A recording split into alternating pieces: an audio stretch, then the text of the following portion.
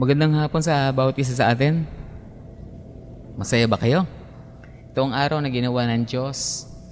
At pakibati ang bawat isa at pakisabi mo sa Kanya, masaya ako, narito ka. Yan. Masaya tayo na nakasama natin ang bawat isa, di ba? Yun. Kalakasan yan sa atin eh. At ang linggong ito ay pagtatapos at konklusyon ng ating Sunday series. The Lord is my shepherd. Ang Panginoon ang aking pastor. Marami na ba kayong natutunan mga nakaraang mga linggo? The Lord is my shepherd. Yan. Tayong lahat ay nanyahan ko munang tumayo. At samahan niyo akong buksan ang ating mga Bible habang tayo ay nakatayo. Buksan niyo sa Aklat ng Mga Awit, 23. Psalms 23. Basahin po natin. Basahin natin sa Tagalog, sa English, sa sabay-sabay. Ready?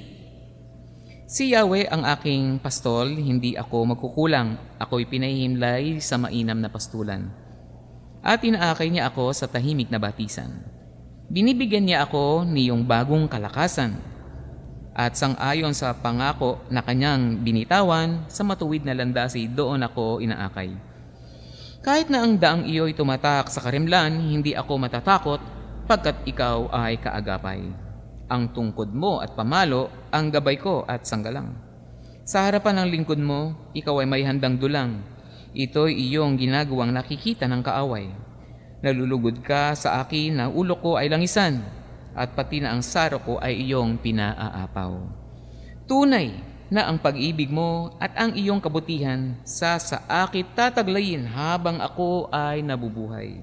Doon ako sa templo mo lalagi at mananahan.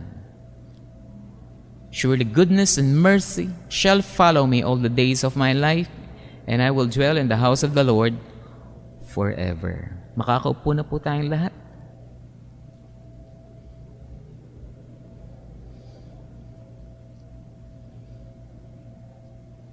Ang ganda ng ating talakayin, The Lord is my shepherd. Familiar na talata, maraming beses nyo na narinig. Meron ding mga song version, ang Psalms 23. Ito ay nilagay din sa picture frame. Diba? Basta marami siyang paggagamit. At most of you ay marahil memorize na Psalms 23. Lalo na yung King James Version. The Lord is my shepherd, I shall not want. Diba? Or I shall not be in want. Shepherd. Pastol. Si King David, nung sinulat niya to, ay batid na batid niya. Naisalarawan niya mabuti. Sapagkat siya ay nagpastol sa kanilang kawan. Ang kanilang pamilya ay merong mga alaga. At siya ay napakabata pa ng panahon na yan. Ang kanyang mga nakatatandang kapatid ay mga sundalo. At siya naman ay tagapagbantay ng mga tupa. Mula sa kulungan, gagabayan niya to hanggang makapunta doon sa wilderness, manginginain hanggang makibalik ang mga tupa.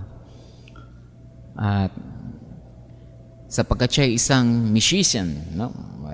Siya ay gumagawa ng musika, na isulat niya ang Psalms 23, aklat ng mga awit. Ang Panginoon ang aking pastol. Sabihin, nag-iingat,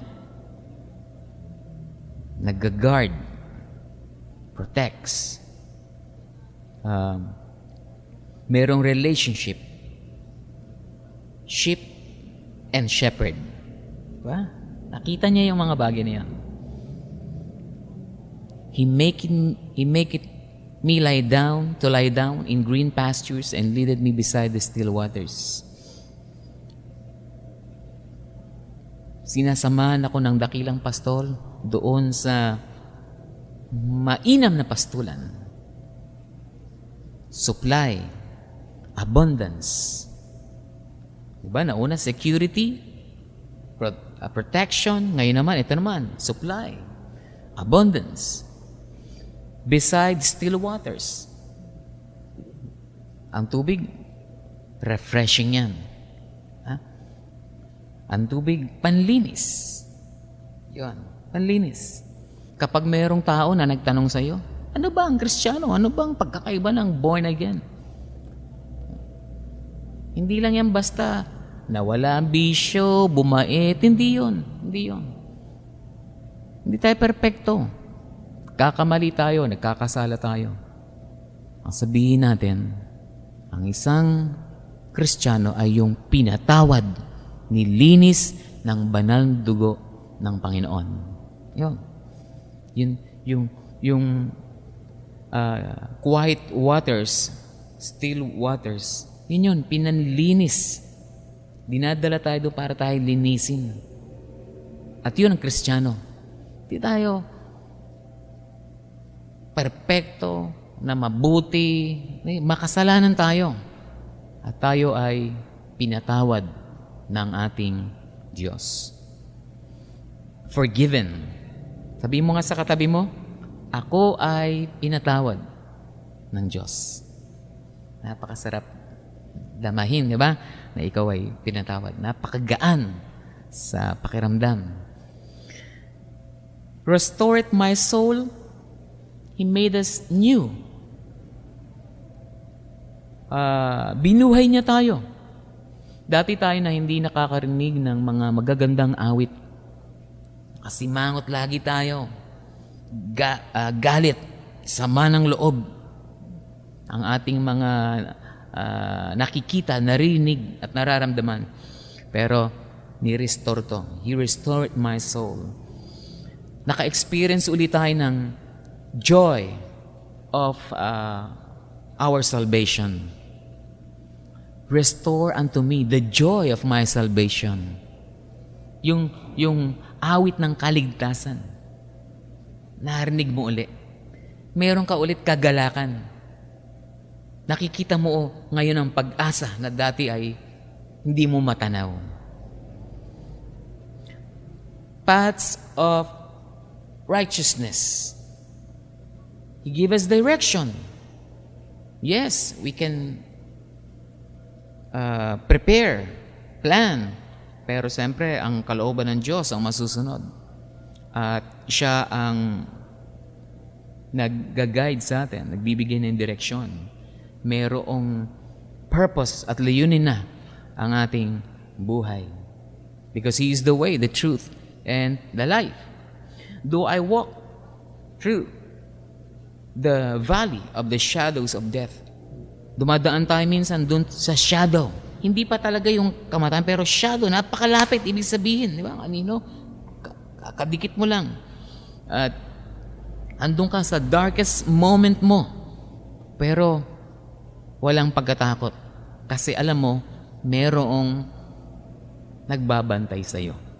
Kahit na dumaan ka dun sa valley of the shadows of death. Kapag kasama si God, nasa pinaka-safest na lugar ka. Kung ang kulungan ng mga leon, katulad kay Daniel, in dungeon ng mga lions, ay naging tranquility room.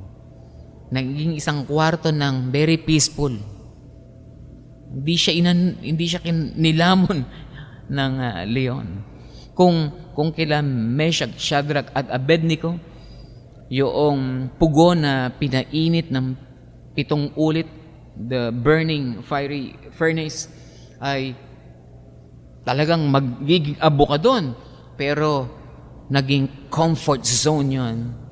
Kapag nung tinignan ng hari, hindi lang sila 3, naging 4 sila. Kasi andun ang presence ng God. Though I walk through the valley of the shadows of death, I will fear no evil. Thy rod and thy staff. Minsan kala natin ito yung simbolo ng imbang pagdidisiplina, pamalo, di ba? Medyo tayo. Pero may napakahalagang tungkulin ang rod and staff. Ano? Ito yung pagtapik ng Panginoon. Sabi mo nga sa katabi mo, pagtapik ng Panginoon. Yung nararamdaman mo siya, mas maganda yung nararamdaman mo siya. Habang ang mga tupa ay gumagala at ikaw ay nawawala sa direksyon, ito ang kanyang staff. Yung mahaba na mayroong hook na gano'n, di ba? At mararamdaman mo na parang may nagsabi, this way. Ha? Not that way. Dito ka. Maganda yung nararamdaman. Mag-question ka pag hindi mo na nararamdaman yun. Rod and staff. Ano pa?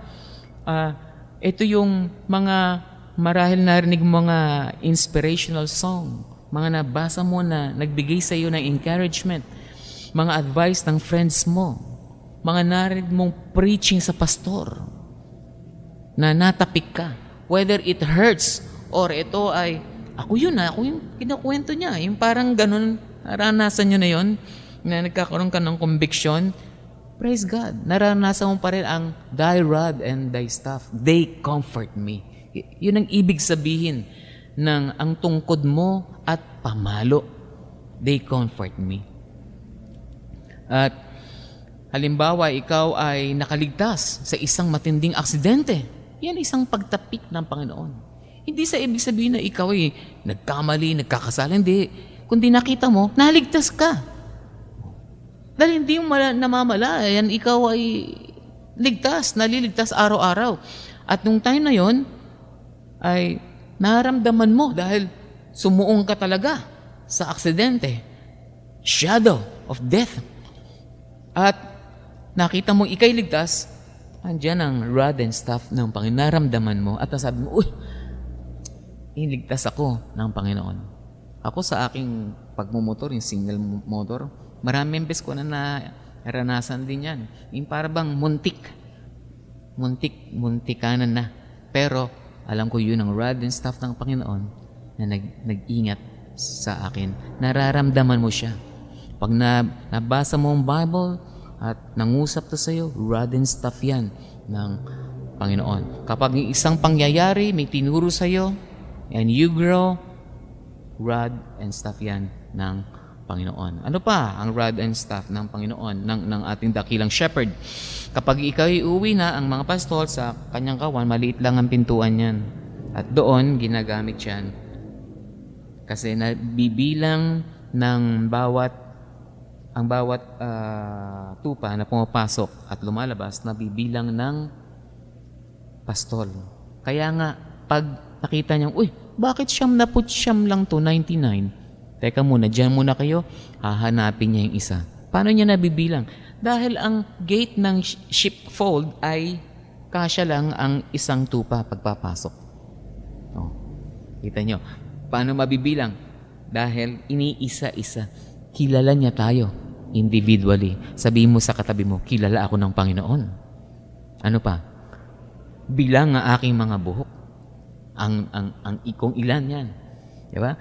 Ang ating Panginoon ay kilala tayo. Kahit na tayo ay walang imik, hindi nagsasalita, alam niya. Nararamdaman niya. Kahit di ka nagsasalita, alam niya yung nasa loob mo. Kilala tayo ng Panginoon individually. Oil, ang langis, ay ointment para tayo ay maproteksyonan. Pinapahid dun sa mga balahibo ng tupa. At dito nga sa Psalms 23, ibinuhos na ang oil. At para tayo ay makaranas ng healing. Overflowing yan mula ulo. From the crown of our hair down to the sole of our feet. May healing. Physically, emotionally, spiritually. Pati na ang ating past, ang nakaraan natin. May healing. No more nightmares. Wala na mga bangungot. No linggo, yan ang ating panalangin, di ba? Tayo na mga hinahabol ng bangungot ng nakaraan. Pero ngayon, nagkaroon ng healing, nakakapagpatuloy ka sa bagong panimula. Kasi andyan ang langis ng Panginoon that brought us healing. Ngayon naman, surely, goodness and mercy shall follow me all the days of my life, and I will dwell in the house of the Lord forever. Surely, ito yung merong certainty, kasiguruhan, definite, tukoy, surely, sigurado na merong goodness, merong mercy, merong kabutihan, merong kahabagan ang Diyos. Na ano? Nasusunod sa akin. Sabi mo sa katabi mo, sumusunod sa akin, sige po, sumusunod sa akin ang kabutihan at kahabagan ng Diyos. Goodness and mercy. Kahit saan ka magpunta. Ang ganda, no? Sumusunod sa iyo. Alam nyo, mahirap yung ikaw yung naghahabol. Hirap yon. Mahirap yung ikaw ay nakikiusap. Mahirap yung ikaw ay nagmamakaawa. Pero dito, sa verse 6, sa Psalms 23, ang goodness at mercy, hinahabol ka. Kasunod mo. Parang anino din, kasunod mo. Saan ka man magpunta. Maaring ikaw ay mabuti. Ikaw ay naging masama. Pero ang goodness at mercy, susunod sa'yo. Ang goodness at mercy. Ano pa? Maaring ikaw ay reliyoso o hindi ka reliyoso. Pero surely, goodness and mercy shall follow you. Maaring ikaw ay isang makasalanan. Lalo na. Surely, goodness and mercy shall follow you. Anong ibig sabihin? Sumusunod sa'yo. Kasi nga, para available. Andyan. Lagi. May chance, may opportunity. Kahit saan ka magpunta. Wherever you go. Ang goodness and mercy, sumusunod. Papunta ka sa kasiyahan, andon ang goodness and mercy. Papunta ka sa kalungkutan, andon para ikaw ay i-comfort. Papunta kang pagpapala, kasama mo susunod sa yung goodness and mercy. Papunta ka dun sa kasamaan, susunod pa rin yan sa'yo. Bakit? Para pag kinailangan mo siya, di ka iniiwan. Andun lagi ang opportunity, ang chance ng pagbabalik muli. You remember the story of the prodigal son? Nung umalis, yung prodigal son, ano ang ama? Naghihintay lang. Nung na-recognize inadmit na ng prodigal son ang kanyang pagkakamali. Sabi niya, babalik ako sa aking ama. Ano ang ama? Inisnab ba siya? Nag-isip ba muna? Hindi. Malayo pa, natanaw, tumakbo na at niyakap ang alibughang anak. Ang goodness and mercy ng Panginoon lagi nag-iintay. Laging kasunod mo. Nakahanda na ikaw ay yakapin. Kahit ano pa ang nangyayari. Minsan kasi kaisipan, tinuturo ng reliyon. Kinakailangan, ito gawin mo. Kinakailangan, you better be good. Ha? Parang Santa Claus, no? Para meron kang goodness and mercy, hindi. Ang goodness and mercy ay para sa lahat. Kailangan nga natin yan Kasi nga, para pag tayo natauhan na, inadmit na natin ang ating pagkakamali, makakabalik tayo kaagad. Andun, kasama natin ang goodness and mercy na tatanggap sa atin. Papunta ka sa problema, andyan ang goodness and mercy. Papunta ka sa tukso, lalo na, kasama mo ang goodness and mercy. Para pag nakita mo ang iyong pagkakamali, at you turn your back doon sa kasalanan, tumalikod ka sa kasalanan, pagharap mo, ito na, goodness and mercy ng Panginoon. Naka-ready na. Handa ka agad na ikaw ay tanggapin at linisin at makaranas ka ng panibagong buhay. He's just a prayer away. Lagi siyang nandyan, available palagi. And I will dwell in the house of the Lord forever. Ang ating Diyos ay sinisiguro niya na ang goodness and mercy na sasama sa atin ay dadalin tayo sa eternal or everlasting life. Forever. Kaya lagi nandun ang goodness and mercy. Once na natauhan ka na, you receive His mercy and grace, His goodness. Ano sabi ng Bible? His goodness will lead us to repentance, sabi ng Romans. At tayo ay magsisimula na sa bagong buhay natin. Sinisiguro ng Panginoon na ang ating patutunguhan ay forever, everlasting, eternal life. Pero, eto yan. Babalikan uli sa verse 1. Ilang taon ka na nakakilala sa Panginoon? Ito ang tanong ko. Ilang buwan, ilang taon? Alam ko, naranasan mo na to, mercy. Surely, yung goodness and mercy sumunod sa'yo. Pero balik tayo sa verse 1. At dito tayo magko-conclude at magtatapos. Ano ulit ang sabi sa verse 1? Si Yahweh ang aking pastol, hindi ako magkukulang. Sa English, the Lord is my shepherd. Yung is, alam nyo, ibig sabihin yan, present. Ngayon, now. Sabihin, hanggang ngayon, kinikilala mo siyang pastol mo. Kinikilala mo siyang Diyos mo. The Lord is my.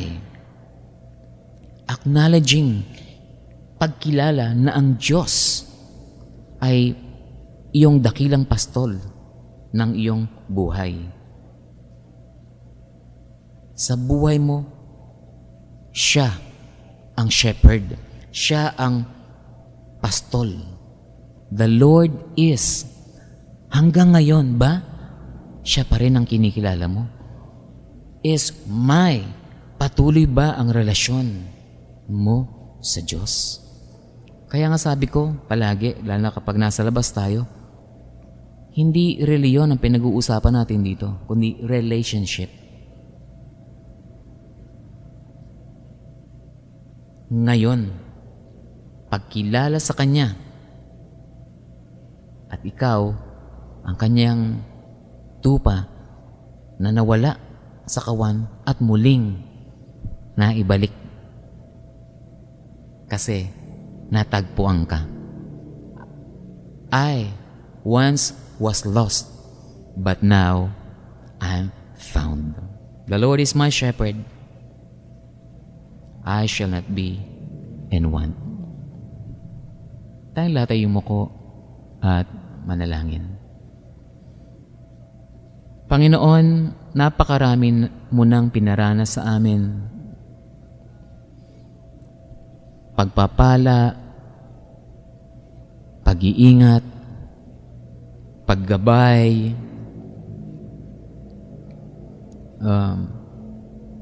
pagpapatawad, paglilinis. Napakarami na, Panginoon. Maging yung katigasan ng aming ulo, andun pa rin ang goodness and mercy para sa sandaling kami ay natauhan, Panginoon, nakahanda ang iyong kapatawaran. At Panginoon, sa oras na ito, dalangin namin na magpatuloy na ikaw, presently, ang maging shepherd namin, Panginoon Diyos. At magpatuloy ang aming relasyon sa iyo. Kung sa nakaraan ay nasira ito, nanlamig, hindi katulad ng dati, lagi namang may simula sa iyo. At maraming salamat, Panginoon. Kinikilala ka namin sa oras na ito, aming dakilang pastol ng aming buhay. Sa pangalan ng Ama at ng Anak at ng Diyos, Espiritu Santo. Palakpakan natin ang ating Panginoon. Amen. Palakpakan po natin. Para sa yan, Lord. Para sa iyo. Maraming salamat. Thank you, Lord. Thank you, God. Sa ating pagtatapos, nais kong ipaalala sa inyo bilang pastor ng Worship God Center. At ito ay natutunan ko isang beses. Ito lang, itong buwan na ito. At gusto kong ipaalala sa inyo na every time na kayo ay lalabas sa pintuan na yan, at pauwi na, tapos na ang gawain, uwi na kayo, nawa maalala nyo sa inyong paglabas itong katanungan na ito. Napasaya ko ba ang Panginoon? Nag-enjoy ba ang Panginoon sa aking ginawa? Ganda yan. Yan ang revolutionized thinking ngayon. Enough na doon sa na-bless ako, hindi ako na-bless. Yung mga ganon-ganon. Ay, okay ang program, di maganda ang program. Hindi yun.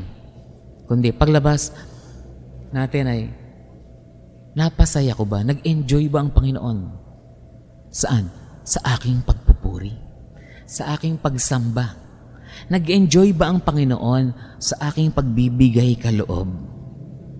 Nag-enjoy ba ang Panginoon? Napasaya kong ba ang Panginoon sa pamagitan ng aking pakikitungo sa mga kapatiran? Napasaya ko ba ang Panginoon sa aking pakikipag-usap sa mga brothers and sisters? Yan ang magandang katanungan. Napasaya ko ba ang Panginoon sa aking pagsamba? Sa aking mga awit? Nasa tono man o wala, ang mahalaga yung binigay mo para sa kanya, na-please mo siya. Siya yun. Kasi, we came here for Him. Hindi para kanino pa man. Kaya, paglabas natin, nagawa ko ba?